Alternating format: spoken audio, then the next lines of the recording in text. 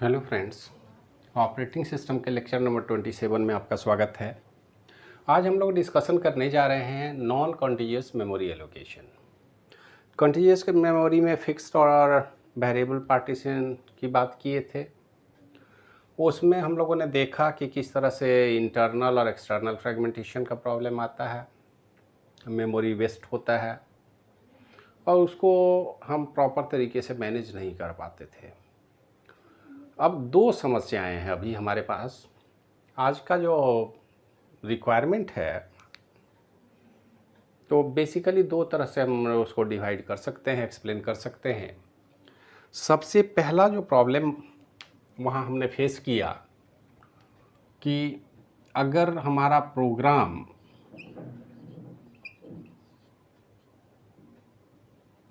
Larger than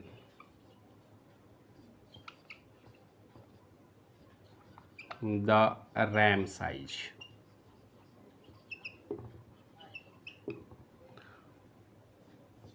अब बताइए कि अगर ओवरऑल हमारा जो फिजिकल मेमोरी है उससे बड़ा प्रोग्राम हो तो कैसे हम रन करें। तो वहाँ तो इनिशियल स्टेज में ही देखा जाएगा कि भाई आपके पास मेमोरी सफिशिएंट नहीं है, पूरे प्रोग्राम को कैसे लोड करेंगे। जब लोड ही नहीं होगा तो आप प्रोग्राम रन नहीं कर सकते हैं। और आज के डेट में हम जानते हैं कितने बड़े बड़े प्रोग्राम बनाए जाते हैं कंप्यूटर में। तो पूरे प्रोग्राम को जब तक मेमोरी एलोकेट नहीं करेंगे तब तक रन नहीं करेगा। ये पहला समस्या था। दूसरा, आज जो हम मल्टी प्रोग्रामिंग मोड में काम करते हैं तो डेटा की शेयरिंग या प्रोग्राम के बीच कोड की शेयरिंग ये आम बात है। अब हम क्या करते हैं, किसी एक कॉमन डेटा को एक से अधिक प्रोग्राम्स रन टाइम में शेयर करते हैं, क्योंकि नंबर ऑफ़ यूजर लगातार बढ़ रहे हैं। हमको तो प्रोग्राम शेयर करना ही होगा, डेटाबेस शेयर करना ही होगा। अब तो इंटरनेट का ज़माना है। अब एक समय में एक दो नहीं लाखों लोग शेयर करते हैं। आप रेलवे का रिजर्वेशन देख लीजिए, अब उस प्रोग्राम को कितने लोग शेयर करेंगे, कितने लोग रिजर्वेशन एक समय में कराएंगे। यूनिवर्सिटी एग्ज़ाम की अगर बात की जाए तो वहाँ पर रिज़ल्ट अगर पब्लिकेशन का डेट हो तो आप सोचिए कि कितने लोग शेयर करेंगे। आप ऐसे तो नहीं कर सकते 1 बाई 1 आइए।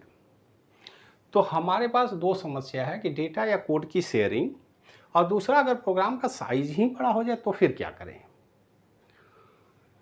तो नॉन कंटीजियस मेमोरी इन्हीं का सॉल्यूशन लेके आता है। इसमें सबसे पहला पॉइंट बोलता है कि permit sharing of code and data amongst processes. Process के बीच कोड या डेटा को शेयर कर सकते हैं, पहला बेनिफिट हमको मिल गया। दूसरा, there is no external fragmentation of physical memory. ये तो स्पष्ट कह रहा है कि एक्सटर्नल फ्रेगमेंट, इंटरनल फ्रेगमेंटेशन की बात हम नहीं कर रहे हैं।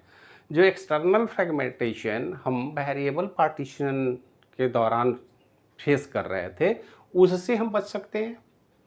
और तीसरा है सपोर्ट वर्चुअल मेमोरी कॉन्सेप्ट। अब वर्चुअल मेमोरी कॉन्सेप्ट यही लार्ज साइज वाली प्रॉब्लम का सॉल्यूशन है।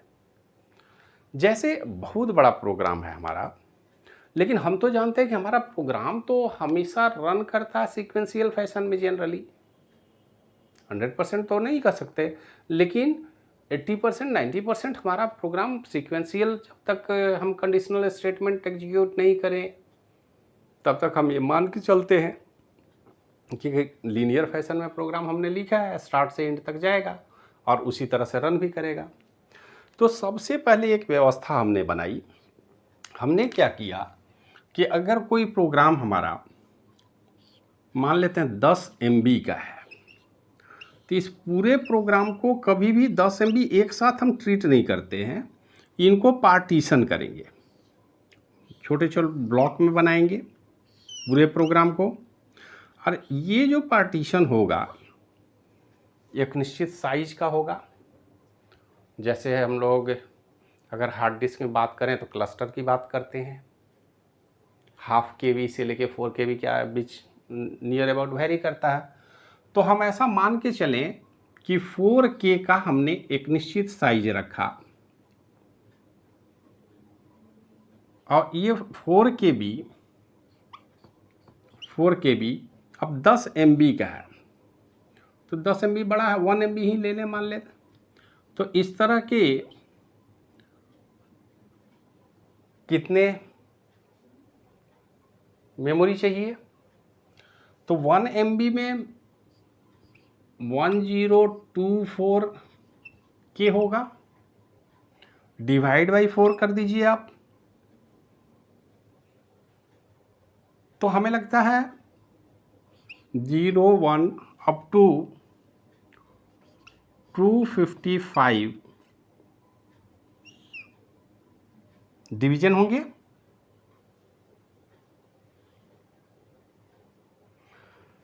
जीरो से 255 मतलब 256, ये एक्चुअली अगर हम डिवाइड करें तो ये 256 ब्लॉक बने एक तरह से, डिवाइड हमने 4 के ब्लॉक में कर लिया।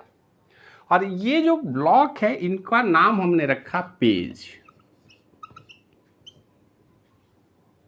मतलब अब हमने पूरे मशीन में, ऐसा नहीं है किसी एक प्रोग्राम के लिए, हम प्रयास ये करते हैं कि पूरे मशीन में जितने भी प्रोग्राम रखे जाएंगे, हम जानते हैं कि हमारे परमानेंट स्टोरेज तो हार्ड डिस्क है, जैसा कि यहाँ हमने बना रखा है। देखिए हार्ड डिस्क ड्राइव ये बहुत बड़ा साइज का है, फिजिकल मेमोरी का साइज छोटा होता है, तो मेमोरी के पिछले लेक्चर में हम लोगों ने देखा है। अब यहाँ पर तो साइज का कोई लिमिटेशन है ही नहीं, हम ऐसा मान के चल रहे हैं कि 1 TB साइज है,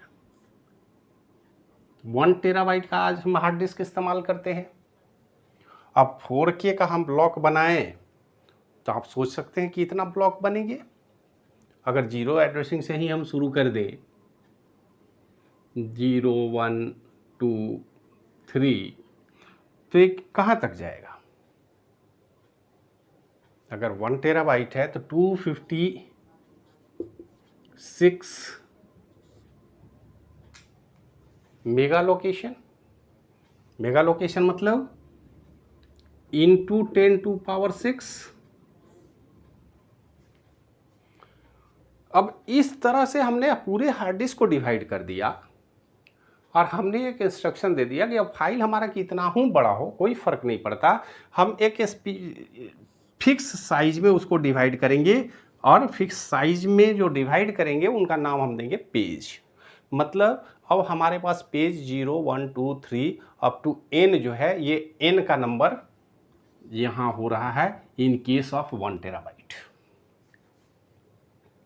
अब आप सोचिए कि कितने पेजेज हमारे हार्ड डिस्क में बने हुए हैं। अब हम फाइल को जब भी एलोकेट करेंगे हार्ड डिस्क में तो इन्हीं एड्रेस के आधार पर करेंगे। हम मानते हैं कि हमारा प्रोग्राम छोटा हो सकता है, बड़ा हो सकता है, तो छोटा से छोटा प्रोग्राम भी होगा तो उसको सिंगल पेज देंगे। अब खास करके हम प्रोग्राम के डेटा की बात ही नहीं करेंगे। जब हार्ड डिस्क में हम कोई किसी प्रोग्राम को स्टोर करते हैं तो अब हम सीधे बात करते हैं पेज की। ठीक उसी तरह जैसे बुक में अगर हम बात करें, बुक में हम काउंटिंग जब भी करते हैं तो किस आधार पर करते हैं? बुक की काउंटिंग तो कभी कैरेक्टर वाइज नहीं होती है। ऐसा हमको भी कोई क्वेरी नहीं करते हैं कि अच्छा बुक में कितने वर्ड हैं, कितने सेंटेंस हैं, कितने पैराग्राफ हैं। हम या तो बुक में डिस्कशन करते हैं तो सीधे बोलते हैं कि कितने पेज हैं। बुक के देख करके हम अंदाज़ा लगा लेते हैं कि इसमें कितने पेज होंगे, उसी के आधार पर उनकी कॉस्ट की बात भी हम कर लेते हैं। तो जैसे पूरा बुक में जितने भी कंटेंट्स हैं वो कोई कंटेंट्स बाहर से नहीं आएंगे, वो पेज वाइज होंगे। और सबसे छोटा यूनिट बुक में क्या है? पेज है। उसी की नंबरिंग आप कर सकते हैं, पैराग्राफ की नंबरिंग तो कोई नहीं करता, हम सीधे पेज की नंबरिंग करते हैं। और हम मान के चलते हैं कि आप इस तरह से सोचें कि पूरे हार्ड डिस्क में ठीक उसी तरह हमारे इंफॉर्मेशन या प्रोग्राम अरेंज किए गए हैं जिस तरह से बुक में पेज के रूप में है। और यहाँ भी नाम हमने पेज ही रखा, तो और कन्फ्यूजन की कोई बात नहीं है। पूरे हार्ड डिस्क को आप मान लिया बहुत मोटी सी बुक है जिसके अलग अलग पेज में सारे कंटेंट्स रखे हुए हैं। अब प्रोग्राम क्या है भाई?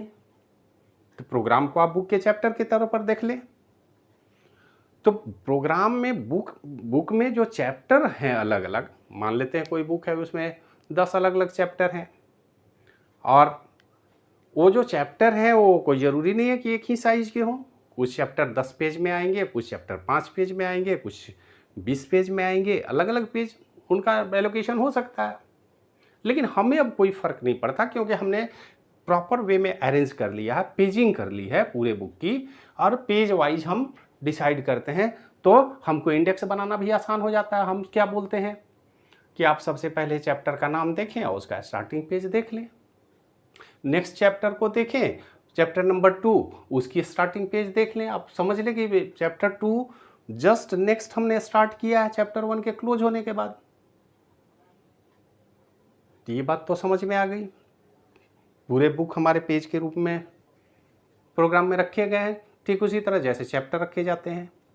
अब क्या एक ही समय पूरे बुक को प्रोसेस करने की ज़रूरत है? नहीं।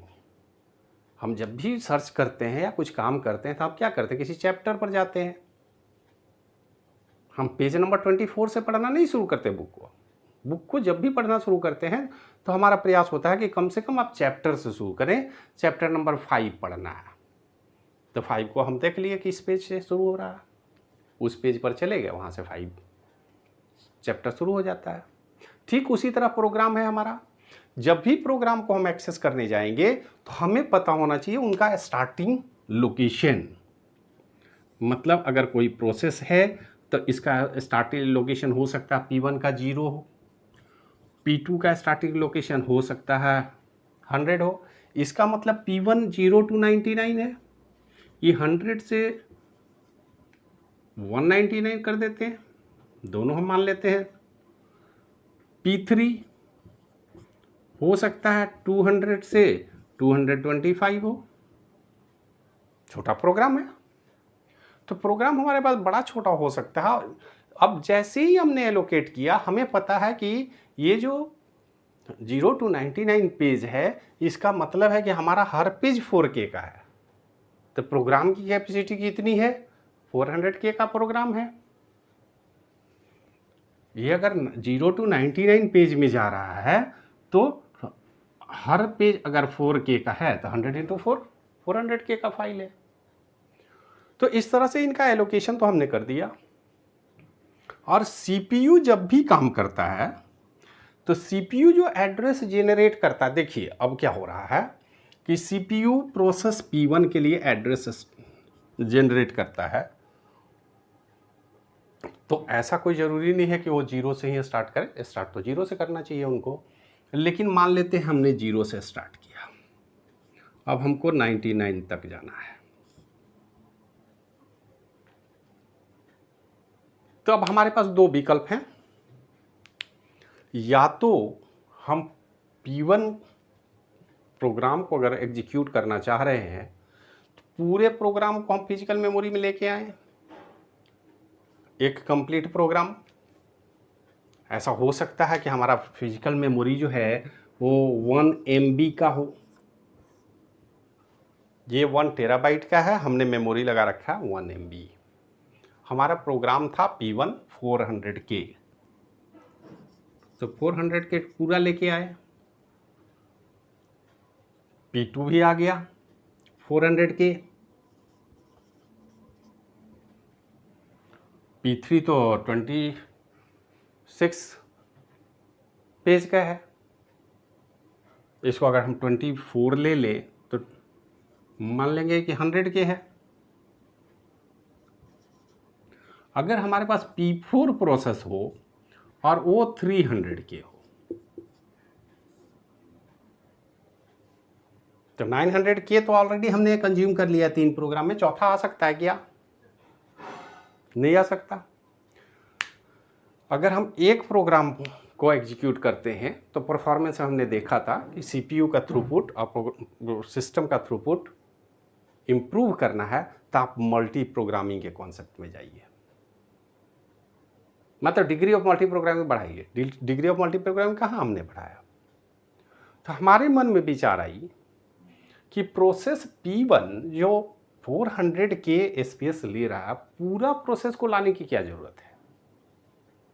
आप ऐसा करें कि इस 0 to 99 के बदले हम 0 to 9 को लेके आए, फिर 9 to 19 की बात करें, 10 to 19 की बात करें, 20 to 29 की बात करें, इसका मतलब है कि अब हम 400K के पूरे प्रोग्राम को फिजिकल मेमोरी में नहीं ला करके केवल 40K का प्रोग्राम ला रहे हैं। अगर हम 40K ही लाएं तो इस तरह के कितने प्रोग्राम आ जाते हैं। जहां हम 3 की बात कर रहे हैं, 40K लाएंगे तो 10 प्रोग्राम तो P1 के बदले ही आ सकते हैं मेन मेमोरी में। तो डिग्री ऑफ मल्टी प्रोग्रामिंग बढ़ाने का हमारा मकसद ये है कि हम फिजिकल मेमोरी में ज़्यादा से ज़्यादा प्रोग्राम को एकोमोडेट कर सकें। एकोमोडेट करने के लिए हमको, यहाँ हमने 10 का रखा, आप चाहें तो 2 का भी रख सकते हैं, 2-2 पेज अलग अलग प्रोग्राम का ले लाएं।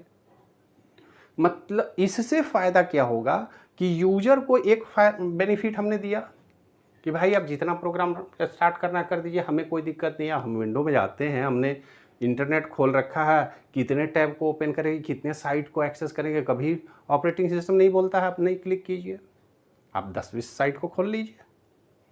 आप कंप्यूटर ऑन करते हैं, वर्ड के 10 फाइल को खोल लीजिए, एक्सेल के 10 फाइल को खोल लीजिए, पावर पॉइंट का खोल लीजिए, प्रोग्रामिंग लैंग्वेज को भी ओपन कर लीजिए, कोई फ़र्क नहीं पड़ता। तो जैसे ही डिग्री ऑफ मल्टी प्रोग्रामिंग का मतलब है कि हमारे सेकेंडरी स्टोरेज में तो सारे प्रोग्राम हैं, लेकिन जब मेन मेमोरी में हम कब ला रहे हैं उनको, एग्जीक्यूशन के लिए ला रहे हैं। यहाँ स्टोरेज तो है नहीं, तो स्टोर हम यहाँ करेंगे नहीं, हम सिर्फ उसी पार्ट को लेके आएंगे जो एग्जीक्यूशन में मदद करेगा, और एक्स्ट्रा की ज़रूरत नहीं है। एक्स्ट्रा अगर टाइम चाहिए, मान लेते हैं हमको इस 40K से काम नहीं चलता है, नेक्स्ट 40K चाहिए, तो हम ये कर सकते हैं कि ठीक है 0 to 4 तक आप रन कीजिए, और फिर इनको हम बैक करेंगे और वहाँ से फिर अगला 10 to 14 लेके आ जाएंगे। आपको हमेशा 10 किलोबाइट का स्पेस हम दे रहे हैं, उसमें 5 किलोबाइट लाइए, यहाँ से लाइए, एग्जीक्यूट कीजिए, 5 को हटाएंगे, फिर दूसरा 5 लाएंगे, इस तरह से एग्जीक्यूशन होगा। ये अलग बात है कि इस काम को करने के लिए तो भाई किसी न किसी मैनेजर को रखना पड़ेगा, मेमोरी मैनेजमेंट का स्कीम लगानी होगी। तो मेमोरी मैनेजमेंट का काम अगर हम कर लें इफ़िशिएंटली, तो हमें फिजिकल मेमोरी बहुत ज़्यादा बढ़ाने की ज़रूरत नहीं है, हम डिग्री ऑफ मल्टी प्रोग्रामिंग को आसानी से बढ़ा सकते हैं। और इस पेजिंग को करने का मकसद ही हमारा यही है। छोटे छोटे पेज हैं, जितना पेज हम चाहें ले लाएं, और जब भी ज़रूरत होगी तो पेज को हम स्वैप करके वापस कर देंगे, फिर दूसरा पेज लाएंगे, फिर एग्जीक्यूट होगा, फिर मतलब हमेशा हम मेमोरी मैनेजर को भी बिजी रखेंगे। हमारे पास डीएमए है, इलेक्ट्रॉनिक सर्किट डीएमए बना हुआ है, direct memory access control. DMA controller को हमने ये जिम्मेदारी सौंप दी कि भाई ये काम आप कीजिए, हमें जो एड्रेस चाहिए वो एड्रेस हमें रैम में उपलब्ध कराइए, पहली बात। अब होता क्या है, ये कैसे काम होगा भाई? तो हम जानते हैं कि किसी भी प्रोग्राम को जब मान लेते हैं P1 को हमने एक्सेस करने की कोशिश की, तो हमने एड्रेस बताया 0 to 99, 400K का फाइल है। लेकिन CPU जब भी जनरेट करेगा तो किसी इंस्ट्रक्शन की बात करेगा वो, तो इसको भी हमने बोल दिया कि देखिए भाई ये वो 100 पेज है, उसकी बात मत कीजिए, आप सिंगल पेज की बात कीजिए। आपको फर्स्ट पेज चाहिए, 0 to 99 तो रेंज है, हमें पता है P1 का, लेकिन P1 का आपको 0 चाहिए पेज, या पेज नंबर 10 चाहिए, पेज नंबर 11 चाहिए, पेज नंबर 12 चाहिए। इस तरह से आप डिमांड कीजिए। आप प्रोग्रामिंग के किस लोकेशन पर हैं अभी, और नेक्स्ट कंटिन्यूअस लोकेशन का मैनेजमेंट हम रखेंगे। तो CPU जब प्रोसेसिंग शुरू करता है तो ये जो पेज नंबर 10 का एड्रेस है, वो 10 का एड्रेस कहाँ है? इस सेकेंडरी स्टोरेज का पेज का एड्रेस है। ये रैम का एड्रेस CPU जनरेट नहीं करता। CPU जब भी एड्रेस करता है तो देखिए अब क्या है कि यहाँ पर दो बातें हो रही हैं। पहला पेज, और दूसरा उसका डिस्प्लेसमेंट। डिस्प्लेसमेंट एक तरह से आप समझिए कि पेज में मान लेते 25 लाइन है, तो ये 25 लाइन का डिस्प्लेसमेंट होगा कि भाई पूरा पेज ला सकते हैं। अब पेज को हाफ नहीं करेंगे, पेज का पार्टीशन नहीं होगा। जब भी मेमोरी में आएगा तो पूरा का पूरा पेज आएगा या पेज नहीं आएगा। लेकिन पेज को जब पढ़ना होगा तो उसमें तो अलग अलग लाइन को पढ़नी होगी। और मेमोरी जब जनरेट किया जाएगा तो उस पेज के लिए जनरेट होगा। एक्चुअल में तो इंस्ट्रक्शन अगर 5वें लाइन में है तो 5वें लाइन का एड्रेस हम जनरेट करेंगे, इंस्ट्रक्शन डिमांड करेगा। लेकिन सबसे पहले मेमोरी में पेज तो उपलब्ध हो। तो अब पेज जो हमने जनरेट किया, ये एड्रेस एक्चुअल में इस सेकेंडरी स्टोरेज का है, जहां पर सीपीयू डायरेक्ट एक्सेस नहीं कर रहा। जब सीपीयू एक्सेस ही नहीं कर रहा तो जो एड्रेस जनरेट किया, इमीडिएट हमने देखिए क्या किया है कि सबसे पहले हम पेज के डिस्प्लेसमेंट की बात नहीं करते हैं, हम बात करते हैं पेज टेबल के। मतलब पूरा जो एड्रेस जनरेट होगा उसमें कुछ पार्ट हमारा पेज का नंबर होगा और उस पेज नंबर को हम पेज टेबल में अरेंज करते हैं। और यहीं पे टर्म एक बदल जाता है, पेज से हो जाता है फ्रेम। अगर हम सेकेंडरी स्टोरेज में इस स्पेस को, दोनों का साइज बराबर है, ये ध्यान रखिएगा। अगर 4K वहाँ है तो 4K यहाँ भी है, 4K वहाँ है तो 4K यहाँ भी है, इसमें कोई अंतर नहीं होगा, दोनों सेम होंगे, चाहे पेज की साइज हो या फ्रेम की साइज हो, क्योंकि पूरा पेज लाएंगे तो उसी साइज का फ्रेम होना चाहिए ताकि उसमें फिट हो सके।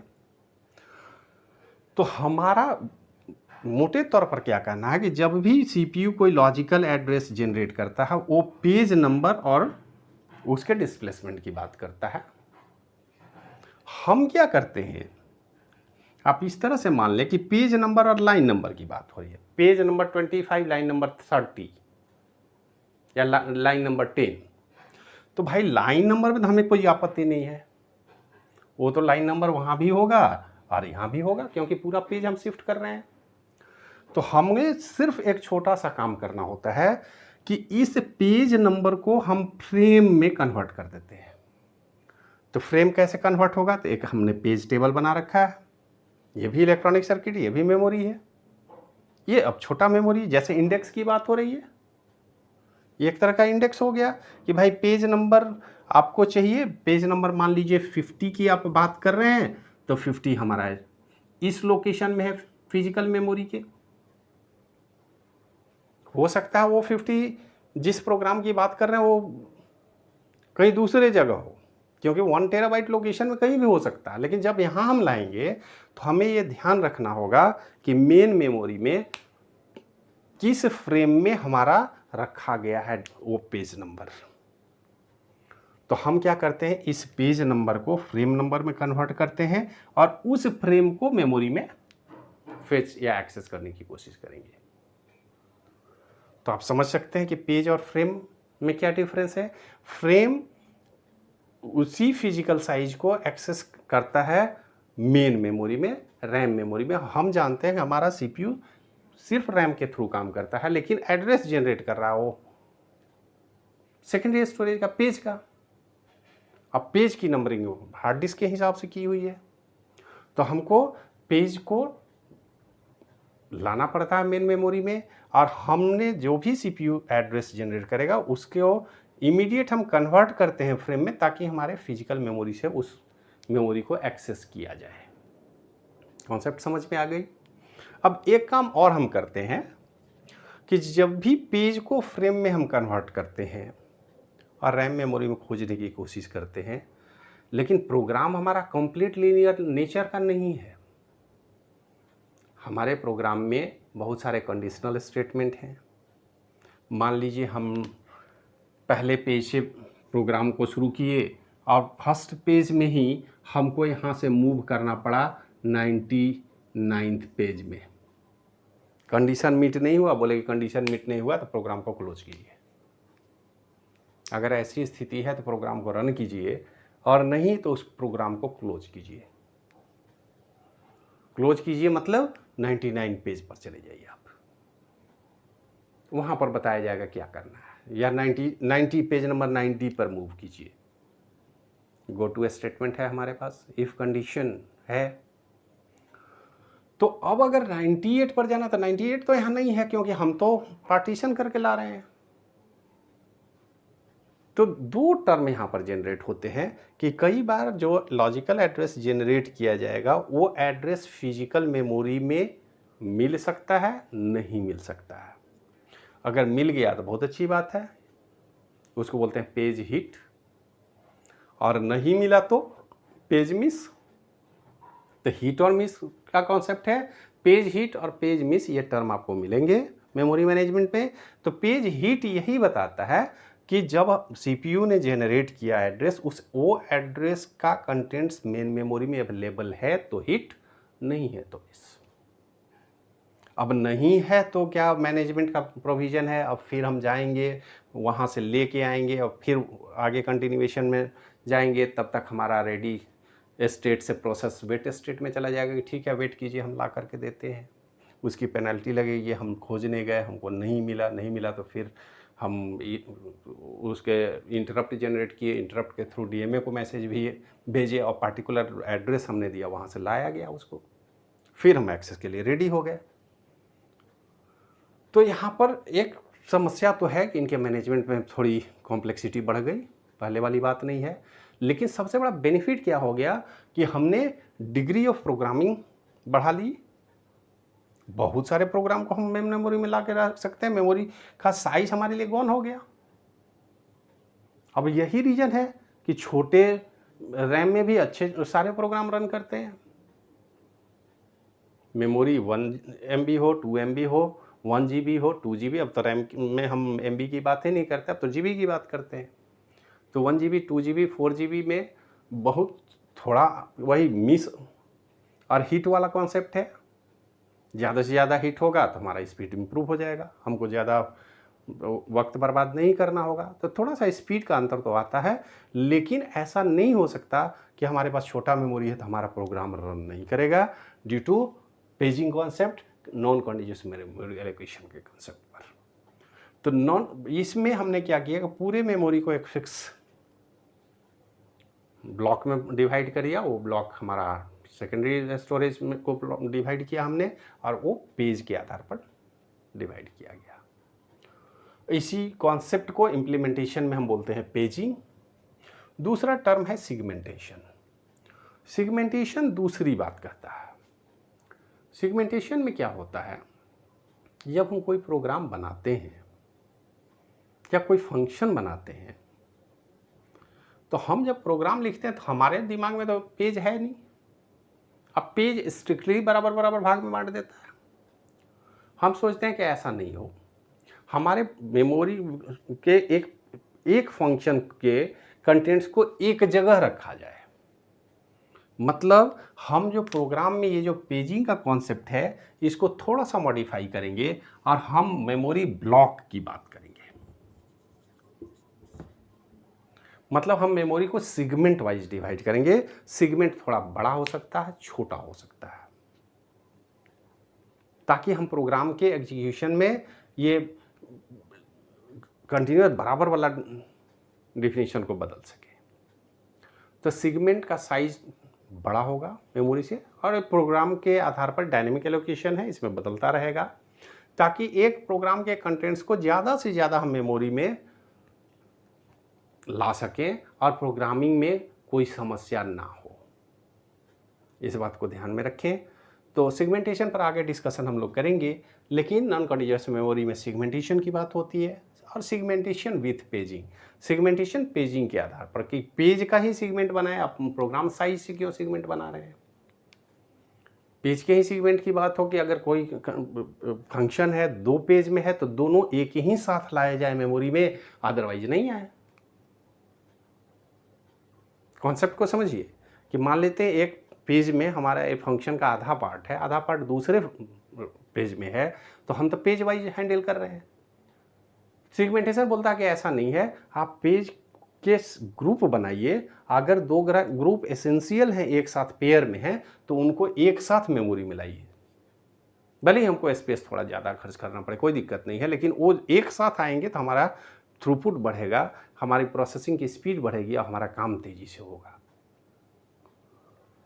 तो ये बेसिक कॉन्सेप्ट है, जिससे आज की डेट में अब सफलता हमको कितनी मिल गई कि हम किसी प्रोग्राम को बनाने के समय मेमोरी की बातें नहीं करते। बोलते हैं कि ठीक है, हमारा तो पेजिंग के आधार पर काम होना है, जितना बड़ा प्रोग्राम बनाना आप बनाइए, हमारा मशीन रन करने में सक्षम है। अब मेमोरी का साइज़ क्या है, इस बात का हम कभी ध्यान नहीं रखते प्रोग्रामिंग में। कुछ भी साइज़ हो, किसी भी मशीन पर रन करेगा। ये हो सकता है किसी में थोड़ा स्पीड स्लो हो, किसी में थोड़ा स्पीड ज़्यादा हो, मेमोरी आप ज़्यादा लगाए हैं तो स्पीड ज़्यादा मिलेगी, लेकिन काम नहीं होगा ऐसी बात नहीं है। तो ये बहुत बड़ा बेनिफिट है। और दूसरी बात है कि अब किसी भी लोकेशन को कोई भी प्रोसेस शेयर कर सकता है, किसी भी डेटा को शेयर कर सकते हैं, प्रोसेस को शेयर कर सकते हैं, कोड को शेयर कर सकते हैं। मतलब अब हम अपने प्रोग्राम की शेयरिंग कैपेबिलिटी को बढ़ा दिया हमने, और डिग्री ऑफ मल्टी प्रोग्रामिंग को भी बढ़ा दिया। और ये न्यू कॉन्सेप्ट जो आया, जिसके कारण कंप्यूटर में प्रोग्रामिंग के फील्ड में भी, सॉफ्टवेयर इम्प्लीमेंटेशन में भी बहुत बड़ा रिवॉल्यूशनरी चेंज आया, और हम बहुत आसानी से अपने प्रोग्राम को एग्जीक्यूट कर पाने में सक्षम हैं। तो आज के वीडियो में यहीं पे विराम देते हैं। अब इसको समझ लेंगे, आप लोग नोट कर लेंगे और इसको समझने की कोशिश करेंगे। कोई दिक्कत होगी तो फिर आप बताएंगे, उसके आधार पर हम आगे आपका सेवा करेंगे। वीडियो देखने के लिए धन्यवाद।